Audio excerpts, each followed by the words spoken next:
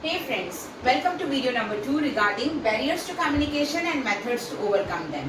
In my video number 1, I made clear what is a physical barrier. I told you that physical barrier can be in the form of noise, weather, climate, human being or any kind of bus, train, something like that. So how are we going to minimize or reduce the physical barrier? We can reduce the physical barrier if we want to avoid noise, for example. Then definitely if noise is a barrier and if my budget permits, I can definitely go for soundproof rooms. If it is not possible, I can reduce the noise factor by closing the doors or windows and reducing the noise entrance in that particular area or in that particular room. Another thing is, one has to be very clear and alert and careful about the situations. If at all the weather becomes bad and if at all it becomes a physical barrier, one has to carefully postpone the communication or find out some other alternate method of communication. For example, in my last video I said that if two friends are communicating to each other at a bus stop and all of a sudden the rain comes and both the friends are running here and there to find a particular roof or shelter for themselves. So in that way the communication has become a kind of hindrance and then there was a barrier. So in these situations what they could have done? They could have exchanged their mobile numbers, they could have exchanged their email IDs so that they can continue their communication in some other alternate method or in some other alternate way. So one has to be very careful and alert that if at all there is a physical barrier, they can just switch over to other alternate methods of communication, right? So now let's move to the second barrier to communication. The second barrier to communication is mechanical barrier. Now what do we exactly mean by mechanical barrier? Any barrier which is caused because of the machines is known as a mechanical barrier. Remember friends that technology or machines are made by men. Man is not made by machines. So one has to remember that machines can give us a kind of, let down at any point of time. So for example, if a speaker is planning to communicate with people and the audience, my strength of audience is say 1000. With my normal tone and my normal pitch, I will not be able to reach the audience of strength 1000. So at that time, I definitely need loudspeaker, some sound system, voice system, something like that.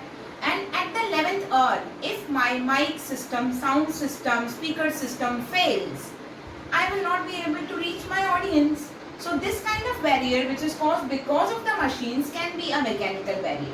Similarly, if I am trying to call very urgently to my boss, but I am not able to get connected to him or her because the phone line is busy or the network is busy, that is a kind of mechanical barrier. Again, if my boss has asked me to mail him urgently, I just open up my internet connection and I get a page cannot be displayed message. That is also kind of mechanical barrier. My keyboard has stopped working or my monitor has stopped giving me display. All these barriers are nothing but mechanical barriers, my dear friends. Also, if at all we are talking about another example, say for example, today I have planned to go and give a presentation in my classroom. Very nicely I have prepared for my presentation and I am carrying my presentation in my pen drive. Also I have taken a backup on my mail.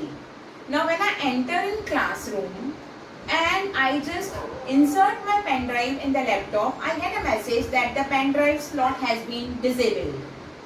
So whatever was my intention to show my presentation to my students, that is not getting fulfilled. If the intention is not getting fulfilled, that means there is a barrier. But what kind of barrier it is? It is a mechanical barrier. Also, if I am trying to open up my mail, I am getting a message that internet is not working in this scenario. Again, it will be a mechanical barrier. In a nutshell, whatever is the barrier because of the machines and I am not able to communicate properly and something is hindering my smooth flow of communication because of machines, that is a mechanical barrier. How can I overcome or minimize this mechanical barrier? Again, I can minimize or overcome this mechanical barrier by postponing my communication, that is one method. I have to postpone my communication. If my pen drive is not working, I will have to wait. I will have to get the things rectified. I'll have no other alternate but to postpone my communication. And the second better method of reducing the barrier is just go for alternate methods of communication. Now what are these alternate methods? For example, if the pen drive is not working, I can always one day before keep the whole thing on the desktop itself. So this is going to work out. Whatever was my intention to show my presentation to my students will get fulfilled because already my presentation is there on the desktop. I need not rely on the pen drive slot.